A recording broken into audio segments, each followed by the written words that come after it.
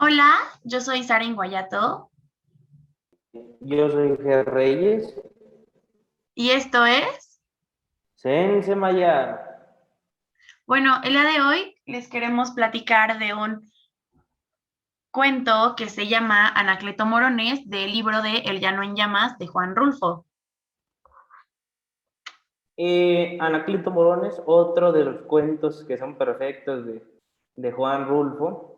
Bueno, pues es la historia de el negociante que colaboró con Anacleto Morones. Sí, Lucas, que, bueno, cabe destacar que este es mi cuento favorito de todo el libro, porque, bueno, justo, ¿no? Nos retrata, nos habla de Lucas, que él era muy amigo de este señor, de esta persona que se llama Anacleto Morones, que es el nombre del cuento. Y todo comienza porque él está un día en su casa y llegan 10 mujeres de una congregación de Amula para canonizar a Anacleto Morones, que ya falleció. Sí, claro, el objetivo de estas mujeres que iban precisamente de Amula era llevar consigo de regreso a Amula a este Lucas Lutero, que era el yerno de Anacleto Morones. Anacleto Morones, pues un hombre que ya estaba muerto, pero que se quería canonizar porque supuestamente era un ente milagroso. Sí, hacerlo Este, santo, sí. Exactamente. Precisamente lo interesante es por qué se vuelve un ente milagroso. No sé si nos quieres platicar. Sí, por supuesto. Resulta que un día él vendía como, bueno, estos como cruces, ¿no? En un monte. Y entonces un día él estaba sentado en un hormiguero y unos turistas, unos extranjeros, se le acercan y le dicen, ¿cómo es que está sentado en un hormiguero, no? Y él dice, no, es que yo vengo de Roma y, y soy el mensajero de Dios y empieza a inventarse mil historias y se hace súper popular y todo el mundo lo empieza a ver como una persona magnífica. Y poco a poco las personas con las que él va conviviendo tienen como actos milagrosos. Por ejemplo, igual a una señora le pasa que se supone que Anacleto Morones cura a su marido de sífilis, que resulta que era varicela, y no lo saben. Y entonces lo empiezan como a categorizar justo como un santo y que era la mejor persona y él empieza a utilizar esto igual para aprovecharse de las mujeres. Sí, sí, sí. Llega esta bandada de mujeres que te imaginas un grupo de 10 cincuentonas religiosas de un pueblito, que llegan por él y él las va despachando una por una hasta que queda la famosa Pancha nada más, la primera que Sí. le habla cuando llegan al, al pueblito y queda incluso su gran amor de juventud, la famosa Nieves, que es que fue su amor de juventud y que le dice, pues finalmente yo me quedé esperándote y nunca regresaste y me hice vieja y ahora ya nadie la quería porque se había hecho vieja. Entonces, lo interesante de esto es cómo la religión, que es esta necesidad que tenemos nosotros los humanos de creer en algo, a veces por algunos medios se puede volver un acto de falacia,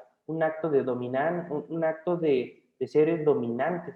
Este santito, pues dormía con chavitas jóvenes por precisamente ese poder que representaba ser un ente milagroso, podía manipular, le daba ese poder de manipular a las niñas jóvenes para que durmieran con él y él les hiciera el milagro, que finalmente el milagro pues era este niño y las embarazaba, incluso embaraza a su propia hija y se la deja al famoso Lucas.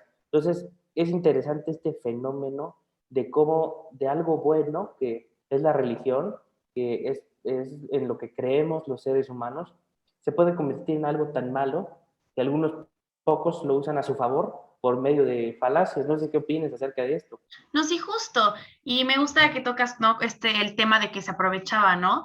Porque justo Lucas no se queda atrás. Él cuando ve a estas 10 mujeres acercarse a su casa, ya sabe que le van a hablar de Anacleto Morones, ya sabe lo que va a pasar, pero empieza a distraerlas todo el día para evitar que le hablen de algo que no quiere hablar, de alguien le dañó la vida de mil formas, de alguien que dice, esta persona, o sea, ya no más. Y entonces, ¿no? Que justo algo que hace Rulfo en este cuento es hablarnos de la doble moral y de la doble cara que puede tener una persona, porque tanto como Anacleto Morones como Lucas igual aprovechan la situación, igual, bueno, se caracteriza más como en esto, ¿no? Aprovecharse de las mujeres, pero más porque ellas se dejaban porque los veían como dioses, ¿no? Que justo Lucas Lutero se hizo muy rico y famoso en el pueblo por ser yerno de esta persona.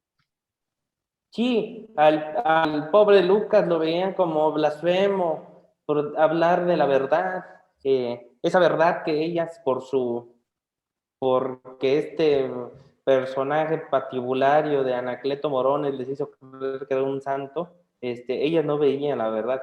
Y Lucas sabía la verdad por los años que acompañó a Anacleto. Y cuando él decía la verdad, lo tachaban de blasfemo, de hereje, hasta que les empieza a platicar pues que realmente el hijo que supuestamente había tenido con la hija de Anacleto Morones era hijo de Anacleto Morones. Cuando se casaron, llevaba 4 meses de embarazada. Entonces, esta parte en la que lo llaman blasfemo y hereje por hablar de la verdad es muy interesante.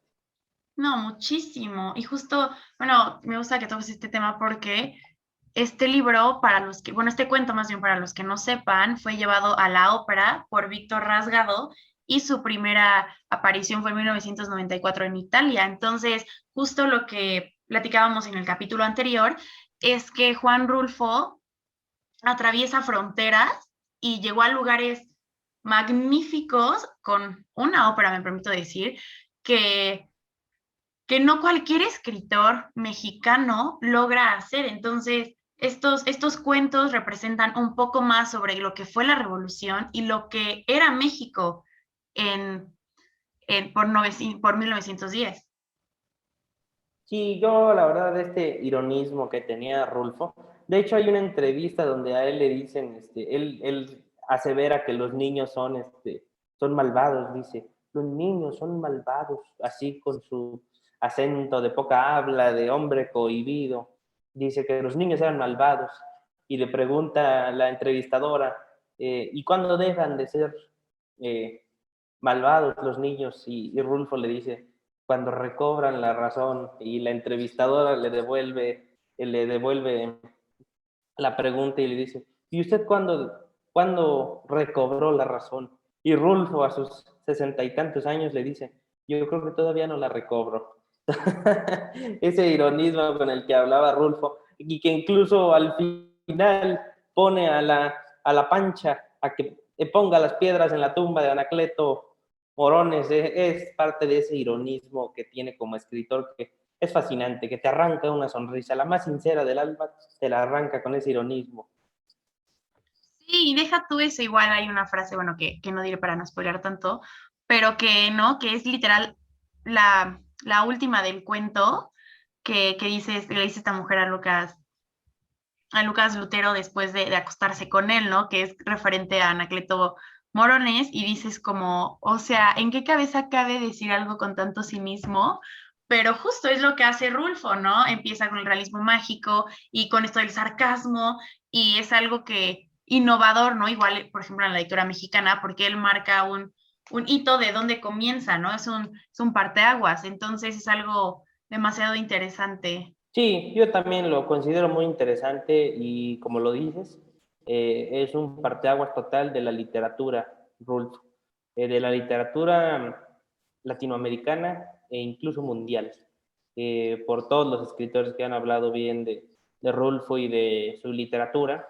Entonces, pues sí, es un parteaguas en las letras mundiales, así lo podemos considerar y es orgullosamente mexicano, de Jalisco. Sí.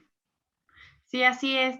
Entonces, bueno, esperemos les haya gustado este capítulo. No se olviden de leer Anacleto Morones, que es una gran historia, que justo no fue llevada a la ópera por lo mismo, pues es una gran historia. Entonces, esperemos puedan leer este cuento.